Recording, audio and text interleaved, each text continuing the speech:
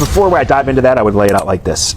Bad was expected on some level, and you can't fix everything at once. And frankly, when you're in this situation, the reason they gravitated towards Mason Graham and Carson Schlesinger in the final stages of their draft planning is they knew this year was not going to be great, and they just trusted the player and the guy within that player, right?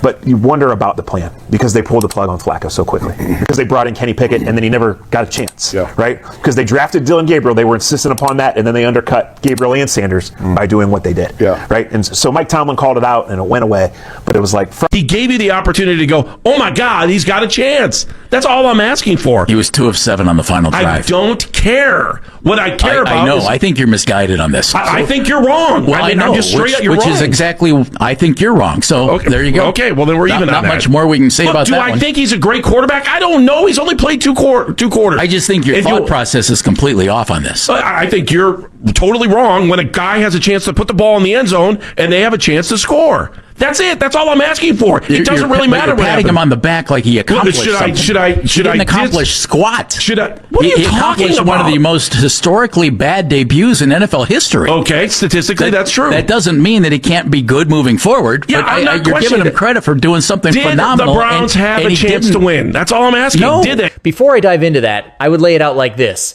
Bad was expected on some level, and you can't fix everything at once. Okay, well, then we're even not much more we can say about that. So, don't skip a single second of this video. And if this story touches your heart, give it a like, subscribe to the channel, and let us know in the comments where you're watching from. Let's begin. What you just heard feels messy, right? Voices talking over each other, people arguing past one another, nobody fully agreeing on what they just watched. One guy saying it was historically bad, another saying the process was broken. Someone else saying, I don't care about the numbers, I just wanted a chance. And that confusion you're feeling right now, that's not accidental. That confusion is the story. Because here's the truth that hits once the noise fades. None of this makes sense if you think it was ever about football. That's why Zach Jackson's comments hit like a bombshell. Not because he yelled, not because he went viral, but because he finally said the quiet part out loud. This wasn't just a bad plan. This wasn't a rookie being brought along slowly. This wasn't patience or development or trusting the process. This was something else entirely. And fans are just now realizing it. We were told one thing. We were shown another. When the Browns drafted Shedeur Sanders, fans didn't see a third-round lottery ticket. They saw hope. They saw upside. They saw a franchise that, for once, might be thinking forward instead of duct taping the present. You don't draft a quarterback with that kind of name, that kind of attention, and expect people to shrug. Fans bought in. Emotionally, financially, mentally, jerseys, tickets, debate shows, social media buzz. It felt like a statement. But here's the gut punch. Belief was never part of the equation.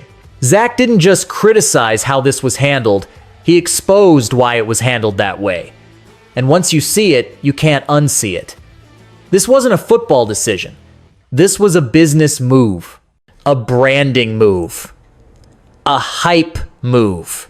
Something to sell optimism without actually committing to it. And that's where the betrayal lives. Because fans weren't wrong for believing. They were led there.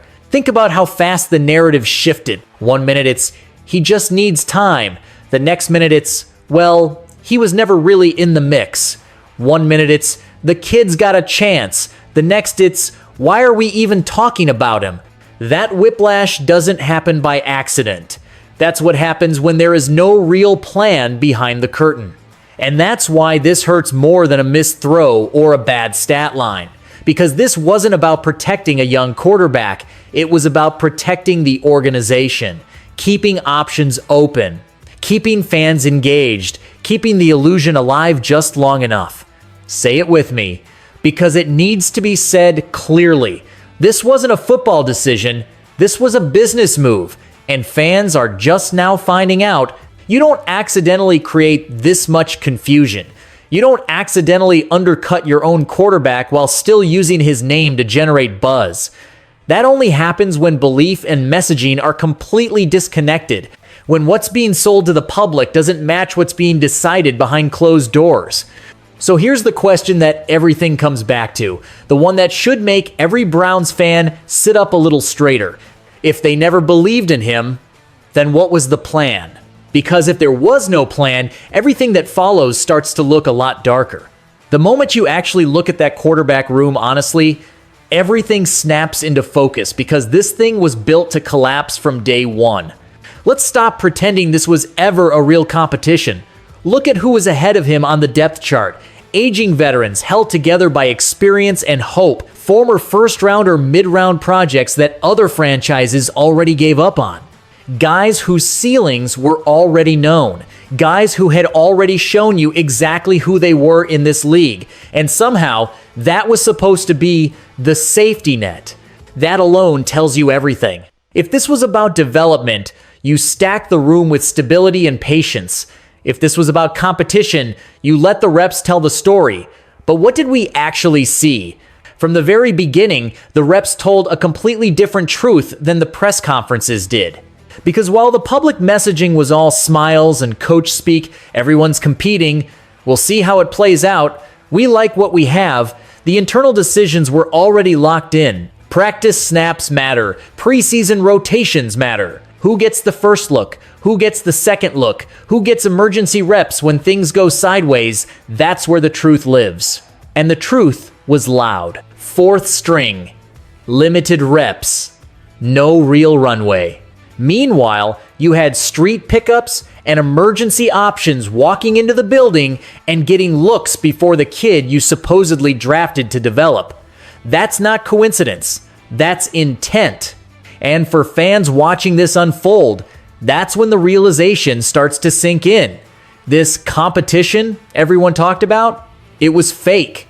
A placeholder narrative. Something to keep hope alive while the actual hierarchy never changed. And that's the insult. Because fans aren't stupid. We've watched this league long enough to know when something's real and when something's performative. You don't talk about upside and then never test it. You don't preach patience and then never invest it. That disconnect between what was said and what was done is what turned curiosity into frustration. We've seen this movie before. Different names, same script. The media builds the intrigue. The team fuels it just enough. And then, quietly, behind the scenes, decisions get made that seal a player's fate long before Sundays ever arrive. By the time the conversation shifts to, well, he didn't do enough, the door was already closed. That's why this felt so familiar to long-suffering fans. The indecision, the panic pivots, the constant shuffle at quarterback like throwing darts and hoping one sticks. No real commitment, no real evaluation, just survival mode masquerading as a plan.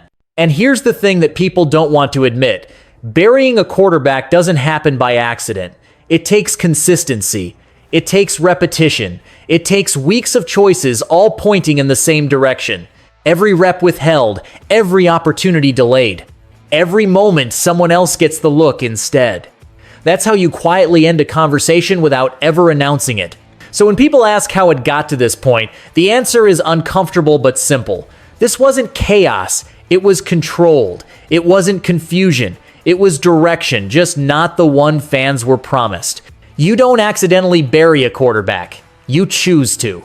Let's talk about the part of this story that really gets twisted, the part where the blame suddenly shifts to the player like he was ever put in a position to succeed in the first place. Because once you zoom in on the actual football context, the criticism falls apart fast. Start with the offensive line, or whatever you want to call that rotating door in front of him. 9 different combinations. 9. That's not just instability, that's chaos. That's communication breaking down. That's missed assignments, free rushers, and defenders in your lap before you even hit your back foot. And we're supposed to evaluate a young quarterback in that environment? Be serious. No protection. And it didn't stop there.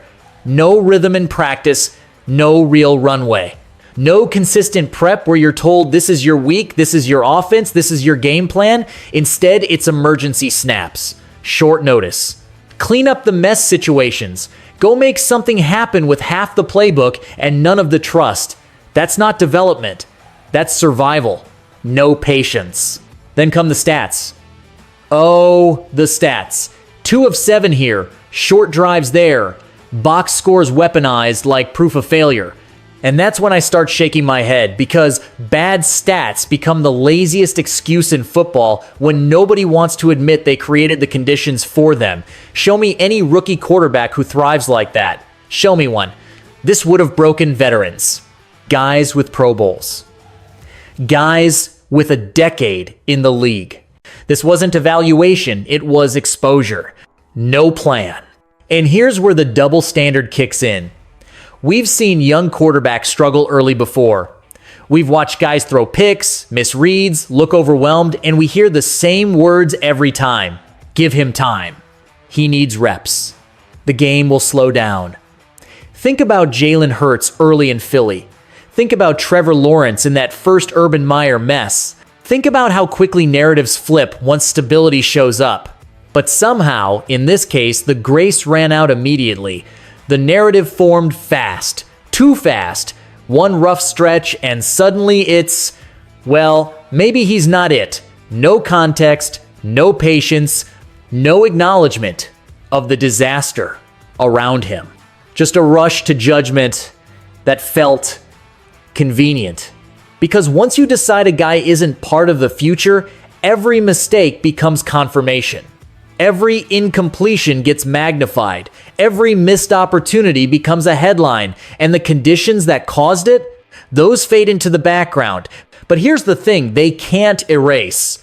Despite all of this, despite the broken protection, the lack of reps, the zero margin for error, there were moments, real ones, standing in the pocket and taking hits, delivering throws under pressure, making quick decisions when the play fell apart.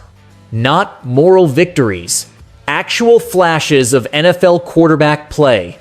And that's the part that changes the conversation, because flashes don't happen by accident. They happen when talent meets opportunity, even if that opportunity is messy and unfair. And once you see that, you can't unsee it. Suddenly, the criticism sounds hollow. Suddenly, the excuses feel backwards. Because the truth is simple. Even if it's uncomfortable, he wasn't failing the situation was failing him. And somehow, despite all of this, he still showed flashes. That's the pivot.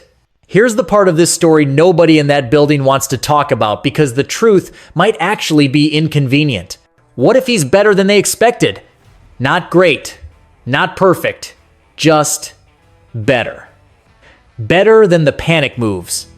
Better than the placeholder veterans. Better than the we'll figure it out later approach they've been hiding behind. Because if that's true, then everything else unravels fast. Every rep he didn't get, every excuse made, every decision framed as patience suddenly looks like fear. And that's what this really comes down to.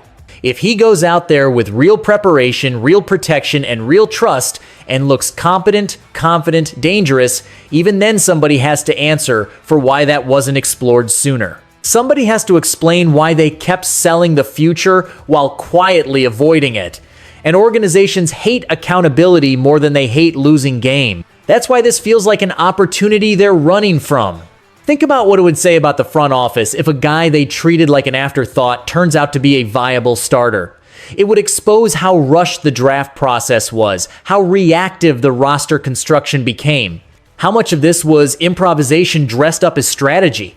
And once that door opens, there's no closing it again. Now zoom out even further, because this is where things really start to shift. A new regime changes everything. New coaches don't care about protecting old decisions. New general managers don't feel loyalty to picks they didn't make. Fresh eyes look at film differently. They ask different questions. They're not invested in the narrative that's already been written. They're invested in answers. And suddenly, the same quarterback looks less like a problem and more like an unresolved question. We've seen this before. We've watched players get written off under one staff only to get unlocked by another. Different voice, different system, different trust level. Development doesn't happen on the bench. It happens when someone finally says, let's see what we actually have. And that's the part that scares them. Because one real opportunity changes everything. One stretch of meaningful snaps. One game where the playbook isn't cut in half. One week where the message is clear, this is your team today. Not as a favor. Not out of desperation. But as an evaluation. That's when the truth shows up. And if that truth doesn't match the story they've been telling fans, if it doesn't align with the backup plans already forming in their heads, then the mistake isn't theoretical anymore. It's documented. It's on tape. It's undeniable. So instead, they hesitate. They delay. They convince themselves there's time. That answers can wait. That next year will fix it. But every week that passes without clarity just raises the stakes. Because you can't keep pretending you don't know what you have forever.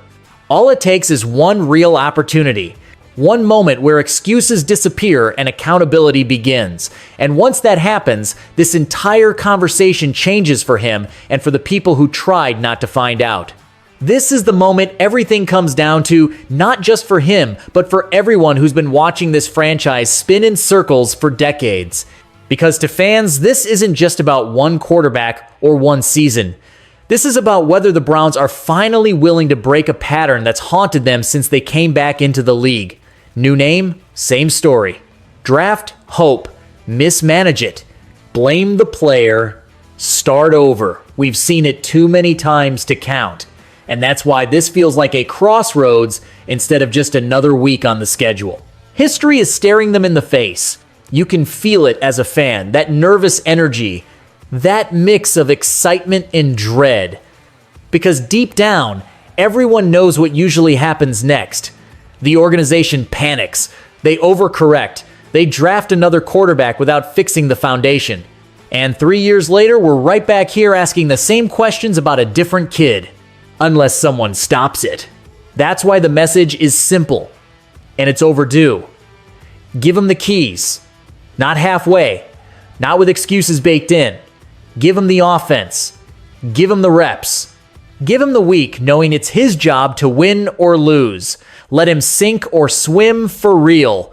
Because anything less is just another lie to the fan base dressed up as caution. Stop lying to yourselves. Stop lying to the fans. This isn't about guaranteeing success. Nobody's asking for that. This league doesn't work that way. This is about honesty, about accountability, about finally answering the question instead of dancing around it. Either he's the guy who can grow into something with real support, or he's not. But you don't find that out by keeping him on a leash. And here's the bold part, the part people are scared to say out loud. If this goes right even a little bit, it changes everything. Suddenly the narrative flips. Suddenly the roster decisions get reevaluated. Suddenly the future doesn't feel like another reset button. This could be a redemption arc, the one nobody planned for, but everyone desperately needs. And if it doesn't work, if he goes out there and struggles with real preparation and real opportunity, then at least you finally know. At least you didn't waste another year hiding from the truth. At least you gave a talented player a fair shot instead of turning him into another what if. That's all fans have ever wanted. A fair shot. A real evaluation. An organization that's brave enough to live with the answer. So here's the challenge. To the front office, to the coaches, to anyone making decisions in that building. Stop repeating history. Stop protecting past mistakes. Step into the moment instead of running from it. And to the fans, stay loud, stay invested. Because hope doesn't disappear just because it's mishandled. Talent doesn't vanish because it's ignored. Opportunity does. And once it's gone, you don't get it back. Because if he goes somewhere else, gets that real chance, and turns into something special, everyone will remember who wasted him first.